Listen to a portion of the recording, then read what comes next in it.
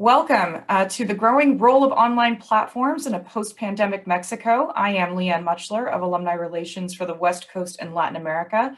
This event is being co-hosted by the Chicago Booth Alumni Club of Mexico, as well as the Polsky Center for Innovation and Entrepreneurship. Today we have fabulous speakers on our panel, including our moderator, Erik Wallsten, who is an MBA from 2004 and the co-founder and partner of Adobe Capital.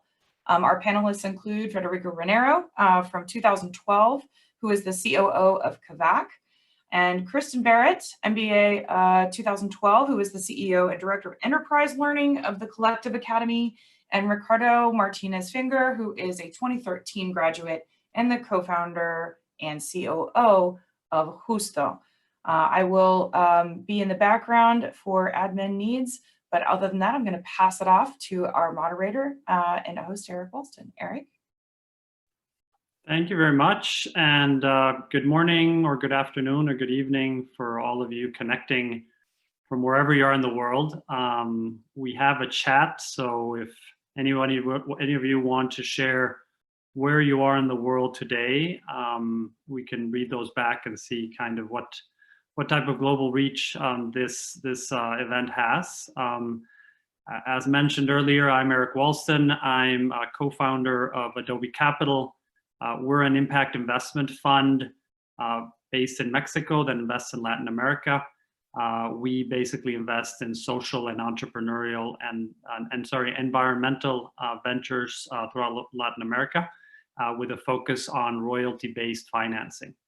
And before we jump into some interesting questions, I'll let everybody present themselves quickly and briefly, since you might not exactly know what Collective Academy, Justo, and Kavak are. They're starting to become household names every day. I think I see them more and more in the press, but I'll let them give a little more background for those of you who are not as familiar with what they do.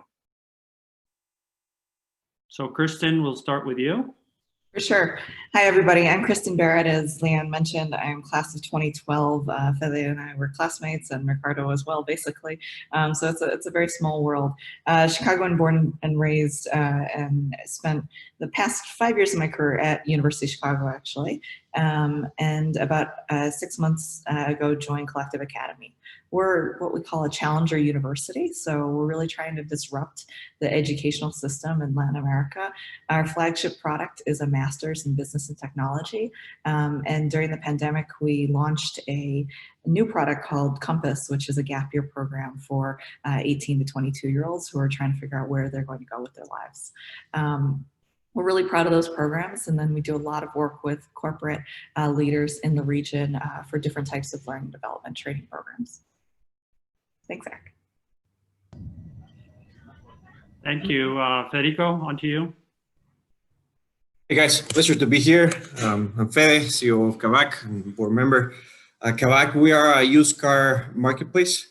Basically, we operate a C2B2C model. We purchase cars, we recondition them, we sell them, we offer financing and warranties, opportunities, and return policies, etc.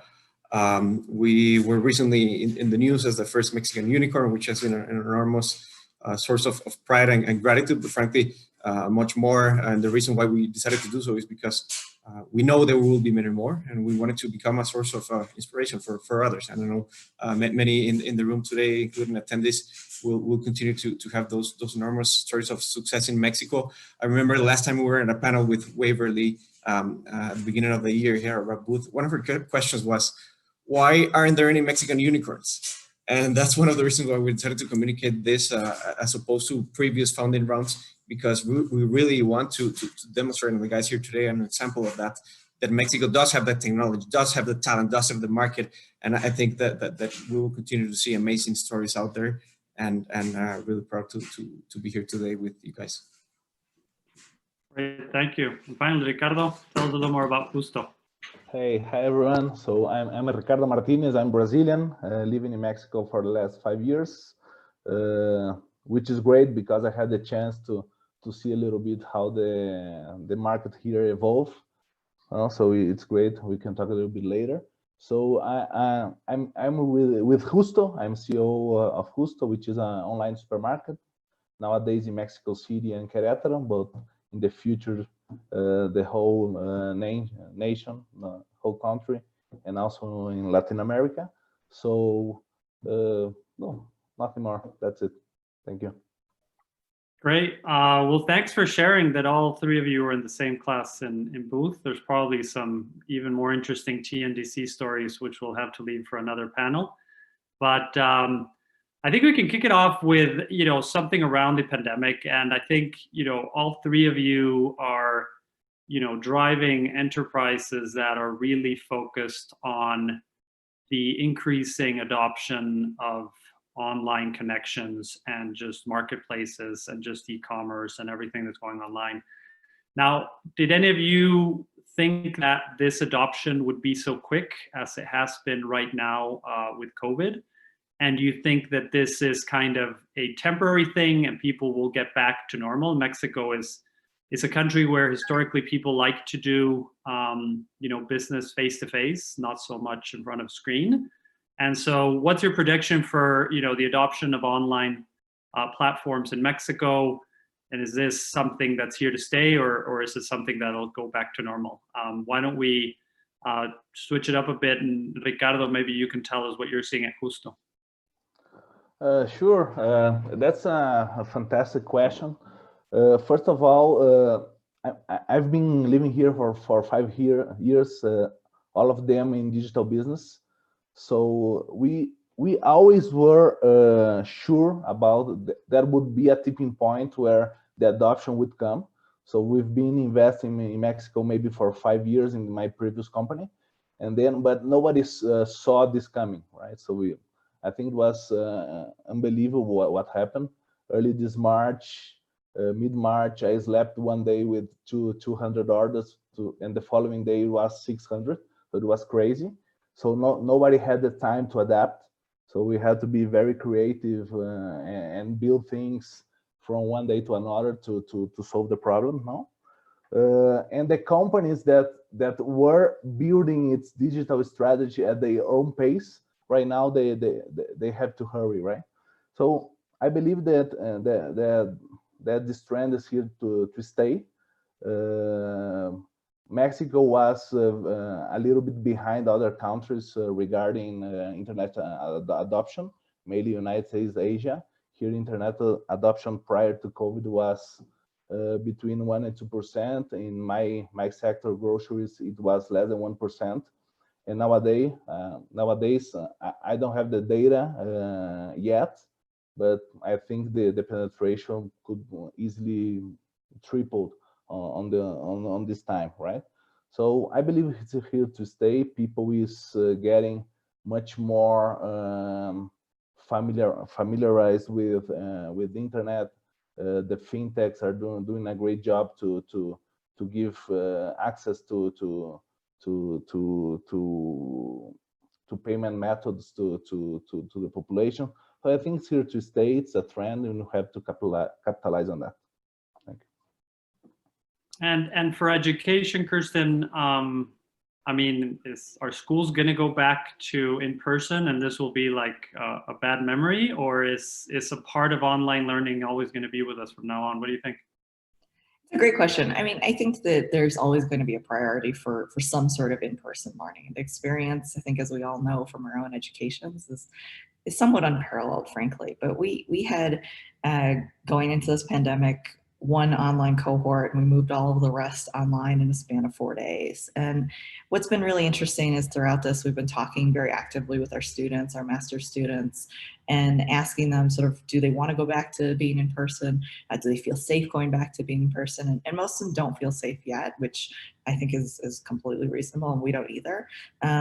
But they are liking some things about the online model a lot. In a city like Mexico City or other big cities throughout Latin America, something like traffic matters a lot. So you could be spending an hour commuting to school, and that's a real drain on your day when you're working full time.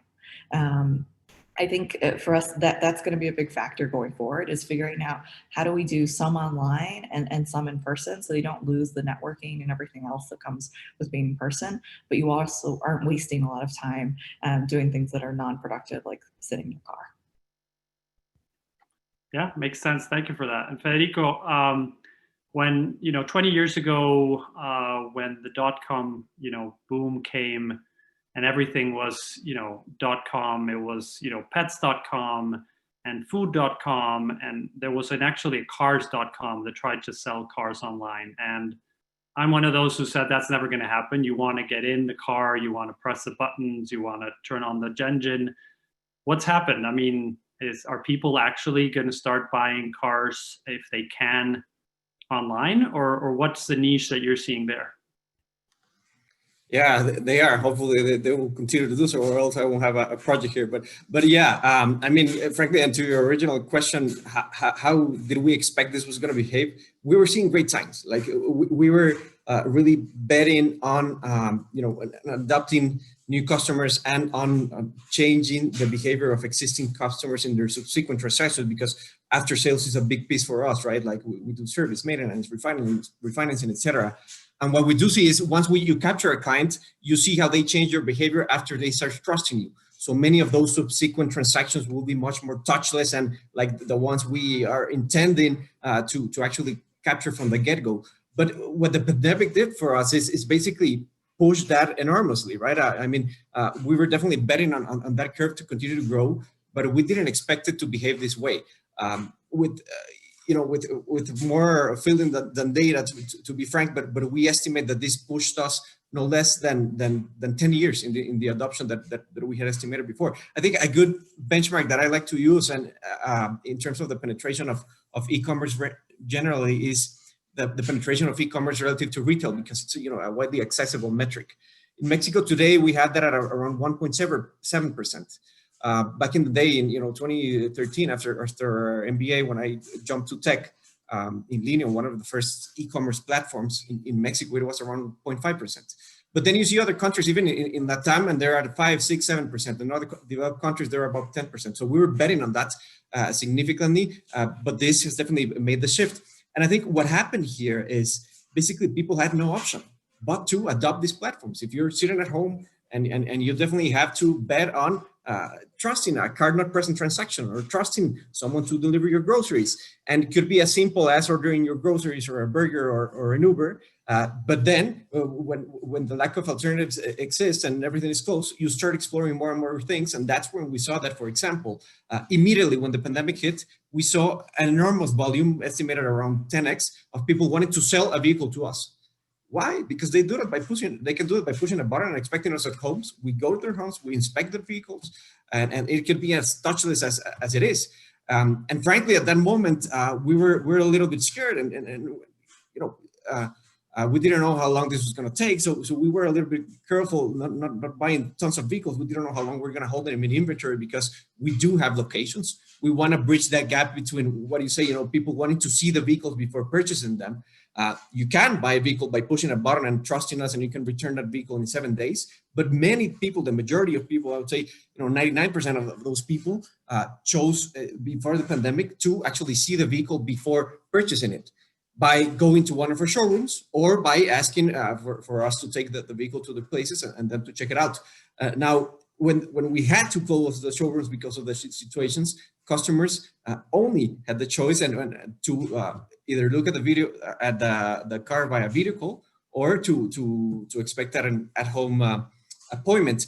And what we're starting to see in there is an enormous bet of customers of actually trusting us and saying, okay, we're going to trust you. I literally want a new vehicle, etc. Around the value prop and what we offered in terms of financing and other opportunities that are not out there. We started to see some similar trends in the sales side.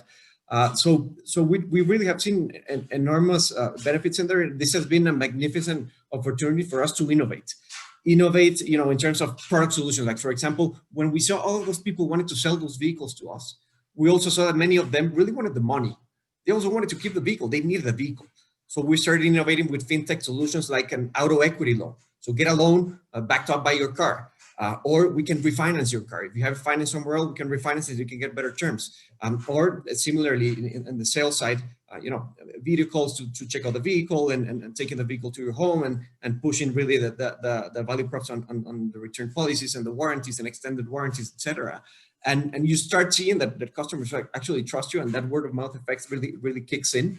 And referrals is a big part of a business. You really, when you're looking for a vehicle, you ask people around, where did you find it? And when you find someone had a great experience and the business back you up. And the reason for us being a C2B2C model has to do a lot with the fact that we want to be a business providing that safety and that quality value prop to customers in every pieces of the process. That has been key for us, and we're seeing great trends to the point where we're now betting on expanding pretty aggressively in both within Mexico and internationally, in Argentina and Brazil and many more countries and cities in Mexico, because of this great adoption that we've seen. Great. Thanks for sharing that. Well, I don't know who still have probably the rights for cars.com, but he's probably happy that you guys are doing what you're doing. So without this is a quicker question for all three of you. Without mentioning your own vertical or your own industry, which one do you think are going to be, the most benefited from what's happening right now? I'll let you answer as you want. I think overall the consumer sector is growing leaps and bounds. I mean, I've only been in Mexico for about a year and a half now, and I've seen the selection of products that are available for purchase online grow significantly, not only in sort of what's available, but also sort of number of SKUs, the number of transactions that are getting approved versus having some sort of trouble with your credit card to be processed online, things like that, have already improved pretty significantly. And I think that's going to drive massive adoption in the consumer sector for the convenience factor and obviously for the safety in the COVID situation.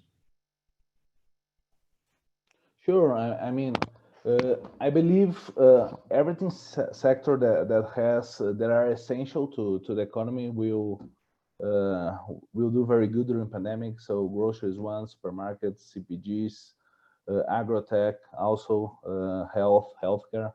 So all of this will take advantage of the pandemic. But I believe at the long run, every company that's trying to make this change into digital, if it's a serious change, can be pretty much beneficial.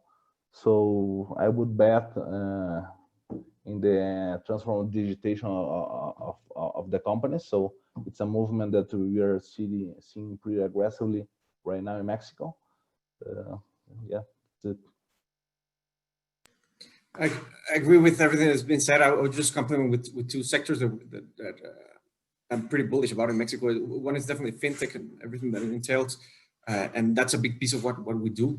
To the point where, to give you an idea, in the used car market in Mexico generally, it's a $60 billion market. 80% of transactions are peer-to-peer. No player has more than 0.5%, and that causes some of the frictions coupled with consumer preferences, like 56% of the population does not have a bank account. 92% of the population prefers to pay in cash. So there's big disruptions out there. And given those disruptions in the used vehicle market, we see that only 5% of sales are financed, right? And we're already financing close to 60% with our fintech arm.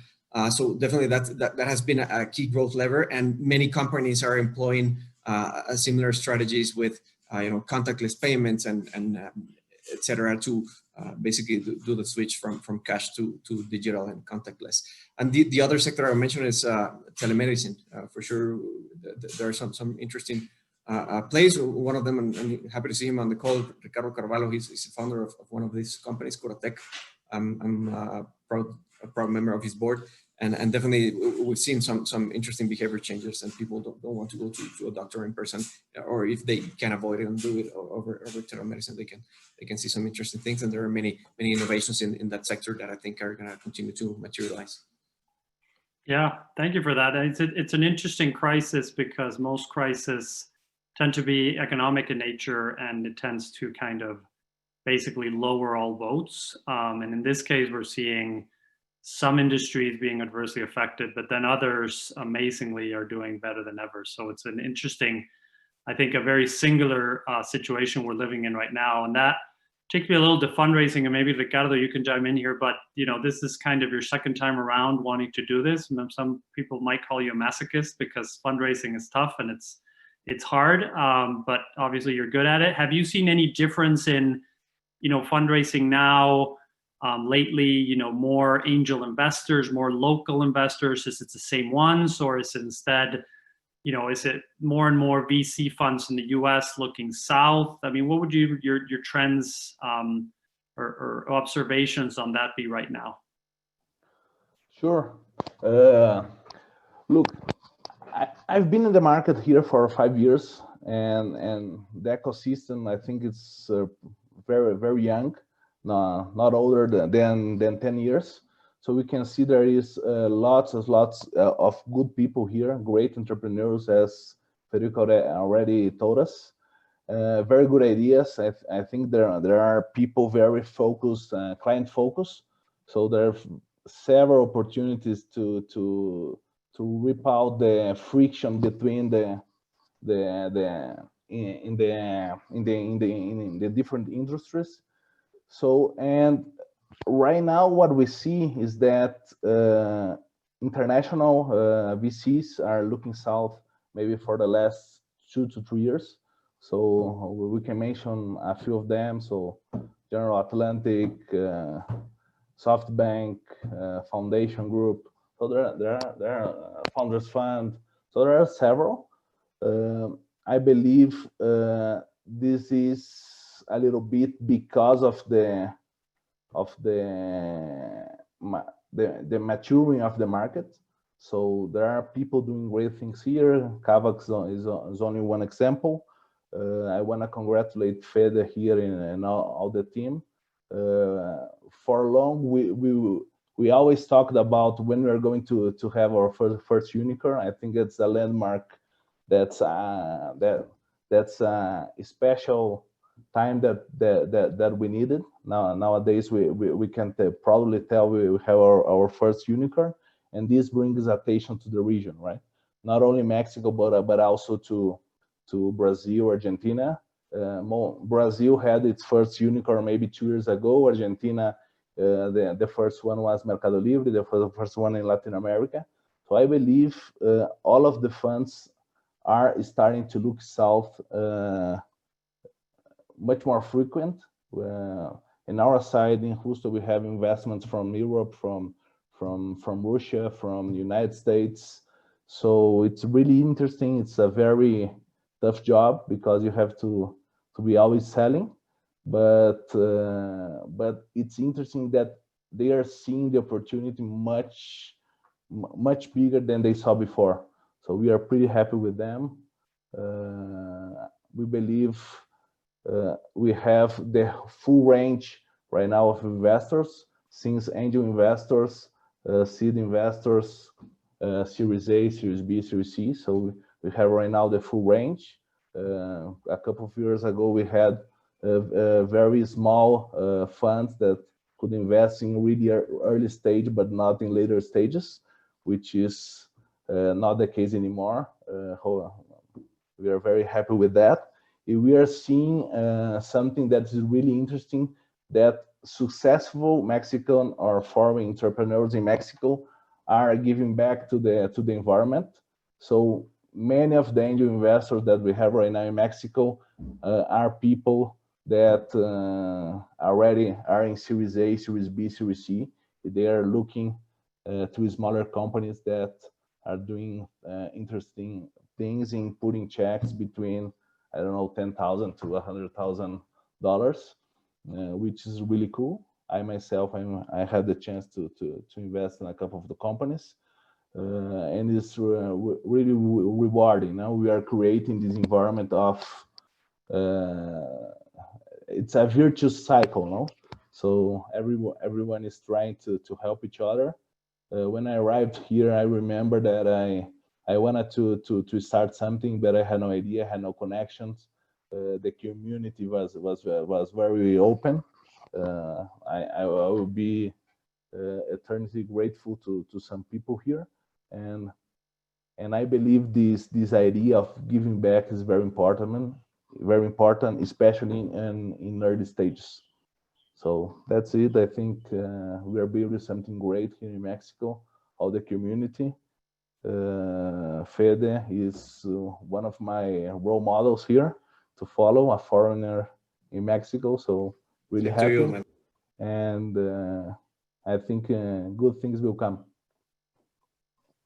That's great to hear. I think one of the key aspects of angel investing is people like yourselves eventually giving back, and more than money, it's your experience, it's your connections, and so hope you're all making a little reserve there in your piggy bank to give to other entrepreneurs in the next couple of years. That's great to hear. And shifting over to Kristin on education, you know, one of the wonderful things about education is, you know, that it's very easy to, you know, reach your students online. One of the things I've heard is there's very low barriers to entry, and that you know, winner takes all, right? Someone with a lot of money who can basically offer courses for free for, you know, the first 6-12 months could basically disrupt the market. What's Collective Academy doing there? What's your viewpoint on barriers to entry versus ease of deployment in education?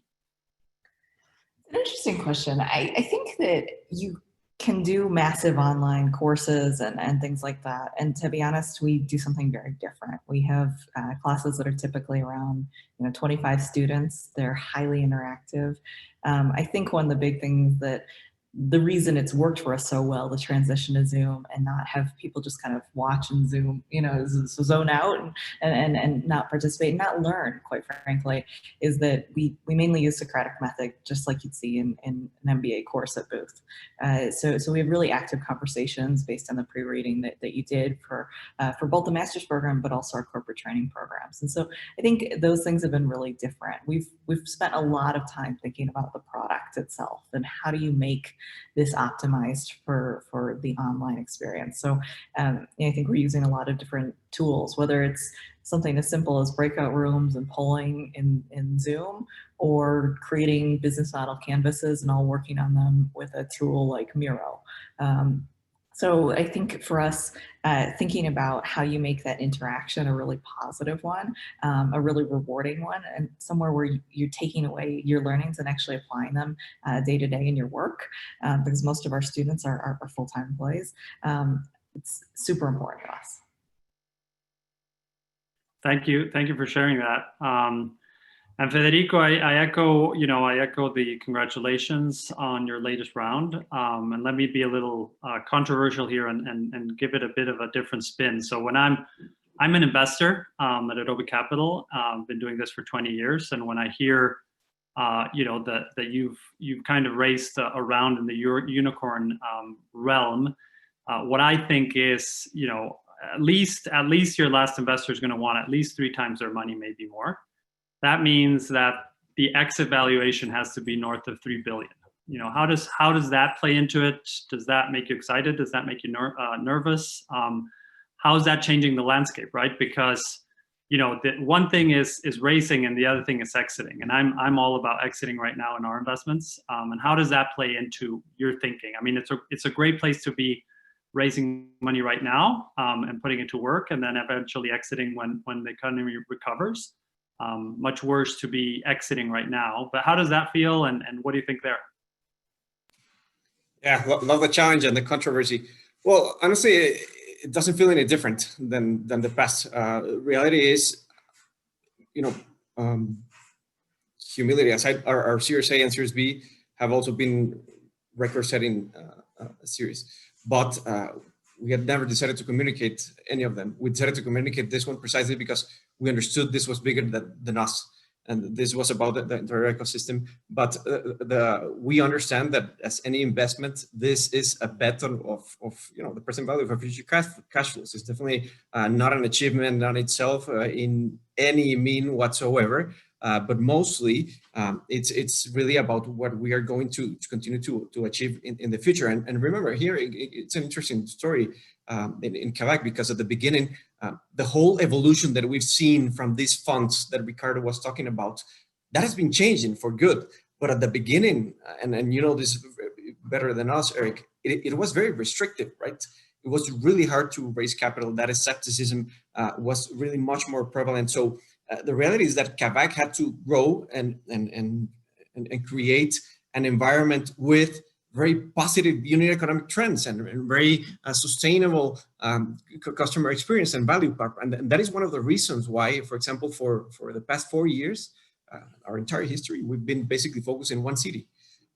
We just started to launch other cities, and trust me, that was not a lack of ambition or vision, right? It was simply because we really wanted to nail the back end, the model and the entire value prop and the pricing algorithms and the data science model and the machine learning algorithms that are predicting, how much do we need to invest on a vehicle and how much do we expect in terms of warranties, et cetera, and how can we use that data for us to understand what to check in a vehicle and what specifically to recondition in a vehicle, et cetera.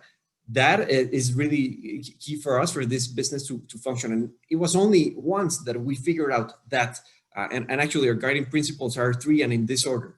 Number 1, our team. It means us, our culture, our ability to attract, retain amazing people, diverse, that work well within each other, that are really passionate about what they do, etc. Number 2 is customer experience, right? And that means not only the typical NPS, etc., but it means how customers can vote with their feet and come back to us. Today they might have to buy or sell a vehicle. They might need to sell or refinance one in the future, etc. And they continue to show us that with their choices in the future. And number 3 is world-class economics, because we believe the third one is the result of the previous 2. If we have the right focus as we've had in the past, we take this as an amazing challenge and opportunity to deliver, but our vision is definitely one that is a long-term, not focused on evaluation per se, not focused on an IPO or a specific IPO evaluation or an exit of any sorts. We're thinking of this in terms of decades, because we understand that the transformations that we need to do in the market are so deep and so hard to solve, in terms of information asymmetries and safety issues and financing constraints and warranty availability and sustainability of such products, etc. That we really are adjusting diapers here. So that's the way we see it. That being said, we do want to make an IPO, and that's probably going to happen in a couple of years, but that's not going to be an achievement as this one wasn't. That's going to be a simple milestone and another reflection of hopefully what will be a continuous bet on what we're expected to deliver in the future. So yeah, we take this with confidence, but with a great source of responsibility, and we're certainly really excited about the continuous transformation that we believe that we can continue to push through in our cities. Thank you for that. Well, we're all rooting for you. Your success, all of our successes as an ecosystem. I mean, what each of us does really reflects on everybody else's. The types of decisions that we make when we fundraise and who we fundraise with and what types of exits we can generate is really going to be the exit that, or the success that we need, all of us together. So thank you for that. So Gilberto, who's connected, has a question which I think is pretty spot on. We've had a very controversial new federal administration where we've all kind of been, playing musical chairs the last 2 years with a bunch of different changes, both at the federal and local levels. So his question is, how's the political landscape impacting your growth or your businesses, fundraising? What are you doing about it? I mean, it's not affecting me, no one cares, it's a headache, or, this is something that could derail our business and we're looking at other countries. I'll let each of you respond if you want to.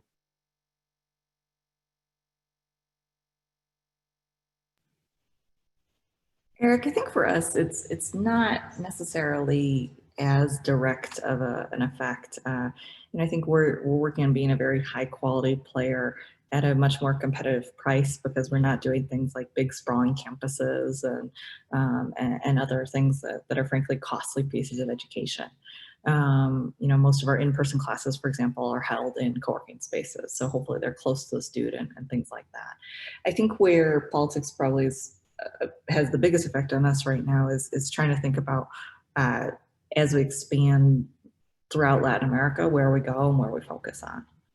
So it's not just politics in Mexico, it's sort of looking at the overall landscape of what does Latin America look like, and where does our model resonate, and where has, you know, the stability and the wherewithal to have a good group of students.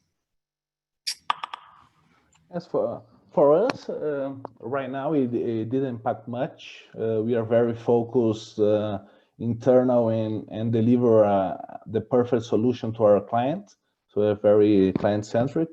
So we see our model as not as much as acquisition, but much more as cohort. So maintain and keep the client. So we are very worried right now in creating the perfect experience. So that's our issue. Right now, we don't think much more about governments and politics, all of this. I suppose it could be an issue in the future when we are seeing, for example, an exit, but I don't see this in the short term. For example, if you guys follow Corner Shop, you saw that they had problems with when they sold to Walmart. The deal was fell through. So after right now they are selling to Uber, and all of the deal is done in Latin America, but not in Mexico. So it could be we could have problems in the future, but we are not worried right now. With this, the main reason is that we don't see many exit options as the people who can buy us, but many more. We are much more focused on and grow right now. So we are not worried right now, and we prefer to stay a little bit aside.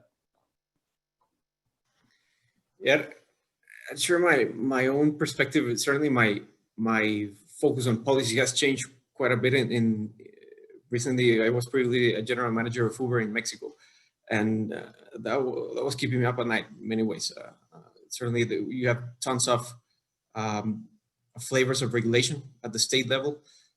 They will go from literally blocking you and not allowing you to launch, because if you do, it would put at risk of imprisonment of the drivers if they're caught riding people from A to B. To other regulations that are focused on safety and on certain procedures, etc., but do allow for and promote competition, and certainly are focused on letting customers choose. So a lot of the focus there was definitely trying to be very fierce about saying, we do want to be regulated, but we want a regulation that actually allows us to compete, and it's not that allows the customer to choose based on their needs, and that doesn't particularly protect specific interest groups, which tend to be the taxis or some syndicates that have tremendous political power and economical influence in some of the governments. That is so sad to see. In Kavak, I'd say we don't see any of that. Frankly, what we see is we're actually bringing a lot of formalization to a market that has 80% of transactions that are peer-to-peer. We're certainly buying, reconditioning, selling vehicles in a formal way, and what we're trying to push through in our policy agenda are common grounds of collaboration where we can be parts of the solution. And one example of that is, for example, the digitalization of some of the paperwork associated with the vehicle, right? Which, as part of our value prop of after sales, we have an app. It's called Kavak 360. That's the ecosystem where our value prop is push a button to solve any mechanical or legal related paperwork issue about your vehicle, and you can wait for us at your home. And many of those paperwork issues, depending on the state, are simpler or more complicated. We do so through a specific team that goes and does face-in-face many of those paperwork things for you, but those obviously could be invested in terms of tech solutions, and we want to be part of the solution, and we want to we are proposing to develop some solutions that could be used by anyone, not only us, etc. But those are some of the conversations and proposals that we have on the table that we expect to be able to push through someday. But it's certainly much more proactive game that we're playing on the policy side in Kavak relative to Uber, which were unfortunately we had to play a lot of defense, frankly. Yeah, great to hear. Thank you for that. And what I hear from all three of you is, as entrepreneurs, it's, the environment that you got is the one you have to deal with. You can't pick and choose. You can't just pick up and say, now I'm going to do the same thing in Colombia. So it's great to hear that you're all navigating. It's great to hear that it's not disrupting you. And hopefully as a civil society and as the business society, we can continue like pushing back and saying, some changes are warranted, but major changes can be disruptive. So good to hear from that. Francisco Sosa, another one of our participants, he's a Mexican fintech and compliance lawyer. So I guess caveat is none of you here have your legal counsel at your sides to advise you, but he has a question that just says, what's the new taxation law in Mexico going to affect your business? So you say, you can answer, I've got no idea. Or if you have something to that, I don't know. I wouldn't be able to answer without a lawyer at my side. I have no idea. Calling my lawyer right now. I would say we were evaluating. I also have no idea. No idea. Kirsten? Sorry, it's the same. All right. So I guess a lawyer question receives a lawyer's answer, which is I'll get back to you after I talk to my legal counsel. Santiago de Regil, another one of our participants, is asking, what do you think that these online platforms will help to penetrate the bottom of the pyramid in Mexico? It's a huge market. It's still very, very underserved. He's thinking more about fintech, but how do we bring in the billion that's being left behind in all of this? Because I see that a lot of what's happening in health tech and ed tech and all of that, it tends to be people who have an internet connection, who have a mobile phone, who have a credit card. But if you don't have those three, this basically doesn't exist for you. So I'll leave it open to see who wants to answer, but what are you doing? What are you seeing there? And what are you feeling as to what can happen going forward? I think it's a really relevant question for education, for sure. We really focus right now on the master's population, and it's sort of more middle to higher income. Although, a lot of our students are choosing, for example, not to go abroad for a master's because it is so expensive, especially with current exchange rates and other factors. But that being said, I think just as somebody working in education and been in education for several years, always at the higher education level, but it's something that personally I think is a super relevant and super important question. So I think, Eric, you hit the nail on the head. We, I think, have a challenge to address around some basic levels of connectivity right now. Around, does every household have a computer if kids are all, and most are still, doing school remotely? Or are they trying to learn, share one family television to watch television of their classes, and then they have a brother or sister who's in a different year, a different grade, and so as a family you're deciding who gets to watch their school that day. It's a question that the family shouldn't have to grapple with. And so I think we've got some major challenges to face on all of these topics, but I think there's not an easy solution to any of these. It's unfortunately, it's an expensive proposition for anyone to address the entire educational system. Thank you. Anybody to add? Ricardo, what do you guys think? Yes, okay. I think it will take time. I think time here is key. We've seen online devices, internet connection growing a lot in Mexico, but we are not seeing bancarization growing at the same speed. So we are in an economy where more than 50% of the economy is in cash. So it's difficult to bring people to adopt online solutions if they just manage cash, right? So, for example, in our business, which is not for the bottom of the pyramid, we had to adopt cash. So right now, more than 30% of our transactions are in cash. And it's a challenge also for the business, because imagine if you deliver, in my case, but imagine delivering 100,000 orders per day, which is not the case right now, but it will be, and manage 30,000 orders in cash per day. It's very difficult, it's very dangerous, it's not safe. I think very few companies are okay with that, and the ones that are okay with that are not online. So I think we have a big gap here. We need to work on that, and I think it's one of the main reasons I don't see the incentives in the economy right now to migrate from cash to not cash. I don't see the incentives. I see several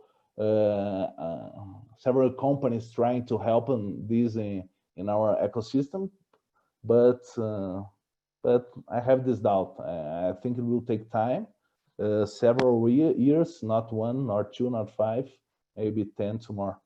But it's difficult. But I think our community is here to improve the quality of people in the bottom of the pyramid. But we need to figure out how we can support these companies and these initiatives.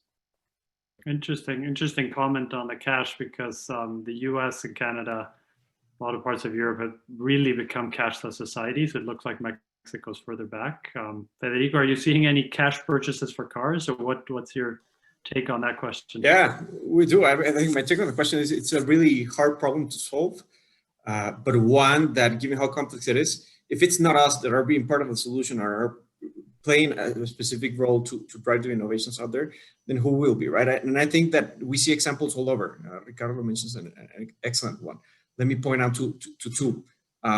Uber is a very natural example, right? We made the big bold bet to launch cash after a couple of years in Mexico. And everyone was like, you guys are going backward. You're like, where are you doing this? And it's going to be so hard, and it's going to be so unsafe, etc. But it was really an access strategy. And what I mean by that is, literally, there were people that were marginalized, that pushing a button and getting a ride was not a possibility for them because they didn't have a card.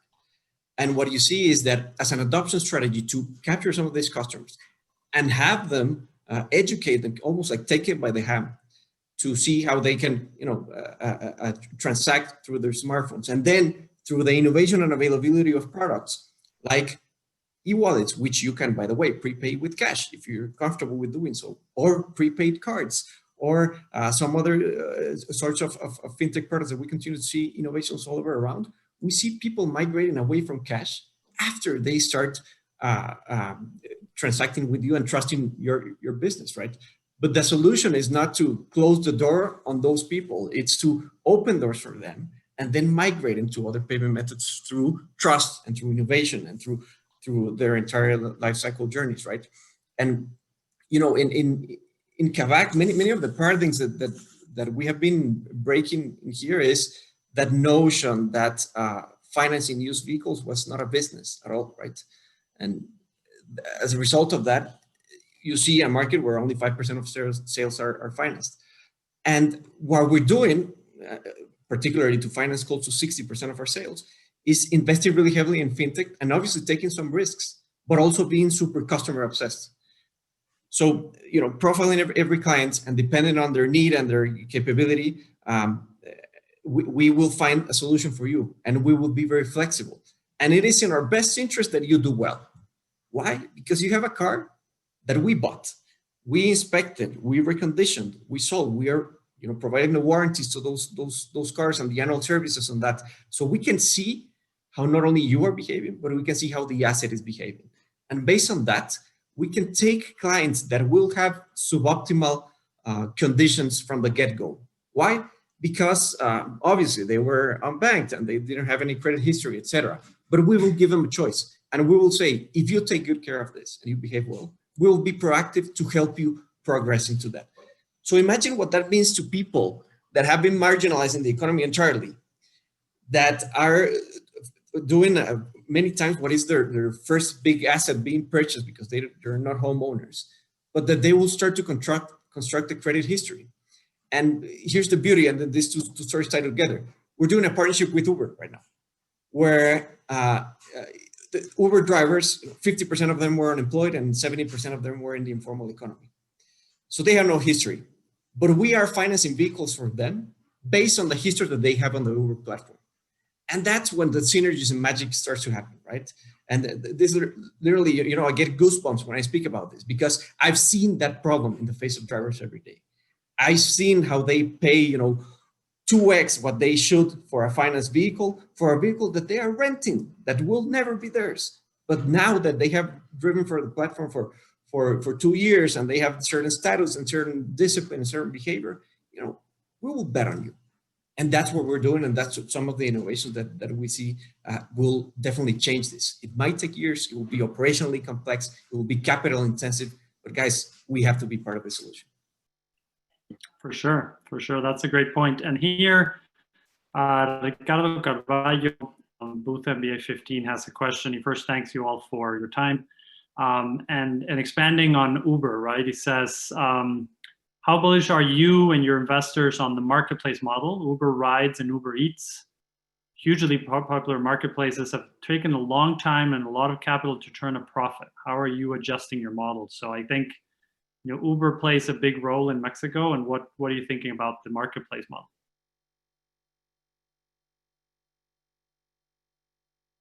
I'm biased. I'll let you guys answer. Okay. I mean, I like all the sharing economy models. I'm an Airbnb host myself, so I love the model. So I believe it helps you monetize things that you can't otherwise. But on the other hand, my business is totally opposite, right? It's super capital intensive. I have warehouses. I'm trying to build we are trying to build a barrier to entrance. So it's difficult for us now. It's taking a lot of money, a lot of effort. We are building our infrastructures, but once it's done, we believe that this will become a barrier to enter to other players. On the other side, the sharing economy, I don't know if I got it right, but I see as and Federico could give his opinion much better than mine, but I believe at the end you are pouring money into a solution that is easily replicated. I mean, the solution is easily replicated, but at the end you are spending money on acquisition on the one side and demand on the other side. So I like the model, but I believe the barriers to entrance are not that much, because at the end you are pouring money on the demand and supply ends. But I'm not so sure if I'm getting it right or not. I would love to hear Fede. I mean, similar to you, our model is not a P2P marketplace, right? We're a C2B2C model, but the reason why we do so is not because of economics. Actually, we do see some players in LATAM and actually worldwide, some of them are even public in the US, that have very interesting economics with a P2P marketplace model. The reality and the reason for which we chose to do a C2B2C capital intensive, operationally complex model is because that was the only way that we would feel comfortable doing what is a saying of ours, which is we only sell vehicles we would feel comfortable selling to our moms. And what that means is we really have to go deep at inspecting the vehicle mechanically and legally. We have to invest between 15 and 20,000 pesos in each of those vehicles to extend their lifetimes. We have to be comfortable with providing a warranty and an optional extended warranty for those vehicles, because we know that they will function well. And those speak to some of the most prevalent issues, most of them related to safety and trust that we wouldn't feel comfortable solving with another model. So it's not related to economics. What I do think about the P2P marketplace model in terms of rights and needs, it is that there are some players that have proven and will continue to prove much more pervasively that this model works. And I think the Uber story is funny because all you hear in the headlines is that they continue to lose money, etc. But when you look at the curves per country and the economics per region and per business model in their public statements, etc., you can see that there are some very interesting trends. Many of the countries are profitable, and those barriers might be related to a certain liquidity effect. So it's hard to achieve. It might be easy to replicate the model, but it will be very hard to replicate the liquidity and the supply and demand side for you to be able, for example, to push a button and get it right in any place of the city and any time of the day, right? And then on top of that, there are other benefits in terms of safety and loyalty, etc., that will make this models much stickier, right? So I'm bullish on those models if they are done well, if they invest heavily in those marketplace balances and liquidity effects, because that I think is the highest barrier for entry, and complemented with some of the value props which correspond to what supply and demand in those marketplaces cares most about. Once you develop those are stickiness strategies which will make it harder for others to replicate, right? And you could say the same thing about an Amazon, right? And why is it so sticky and so successful? It's certainly a model like that in many ways, although they also have a retail channel, but I won't switch from Amazon, sorry. So they have certainly got, I mean, I think many more models with huge scale and benefits will continue to do so. Yeah, for sure. I hear all of you saying, you know, focus on the customer, make the customer happy, having a product that, you know, you'd be willing to sell to your mother. I think that's a key to success. I think that maybe the US has a different dynamic, and maybe you can go fast and furious. And I think I hear all of you wanting to go fast, but I think there's more of a, how do I institutionalize this correctly? How do I make sure the customer's happy? How do I make sure that, you know, I'm figuring out how to put in cash when that's what the market needs, right? And maybe in the US, it would say, forget about cash, you know, that's, you know, I'm not even gonna do that. So it's great to hear. And I echo that. I think that if you always put the customer front and center, you're gonna be doing well. So we have a lot more questions than we have time for, and I think we have 2 minutes left. So I'm gonna leave the last one, and you can answer with one idea. And the last question is, what's the next big thing for LATAM? And I'll start with Kristin, then Federico, and we'll finish off with Ricardo. But in a couple of words, what's that big next thing that we're going to see in Latin America? Question. But I think that you're going to see an growing base of consumer businesses that are able to be highly customized, delivered to your door with a selection that's never been here before. But I think you're going to see those hitting on really core industries, things like food and Justo, or transportation or education, where those are still the core of the economy today. Thank you. I would say data science, and be that data science internally or data science as a service, as an industry in and of itself. But simply, it is the biggest competitive advantage that you can have out there today, right? We don't think of ourselves as a used car company. We think of ourselves as a tech and data science company that uses that to enable and empower people through the used car industry. But we use that in everything we do, from the pricing algorithms, which are really hard to create and replicate in a market that is highly liquid, highly fragmented, et cetera, to our, you know, production cost prediction models in terms of what we're trying to anticipate that we will have to invest in a vehicle, to our, you know, anticipated issues that could occur in a warranty or an extended warranty, to balance, you know, the ability to pass on the most value to the consumer, but also be sustainable, et cetera. It's simply the biggest competitive lever out there. And I think we're seeing more and more signs of those data science and AI models being used out there. And I think that's going to be the future in everything and anything that we do in any industry. Sounds like your children, if and when you have them, they're going to study that. That's good to hear. Hopefully, we'll see. Ricardo? No, I believe all industries that haven't changed in a while. So, for example, groceries is an industry that, if you think about you buying in the supermarket when you were a kid and nowadays is the same experience.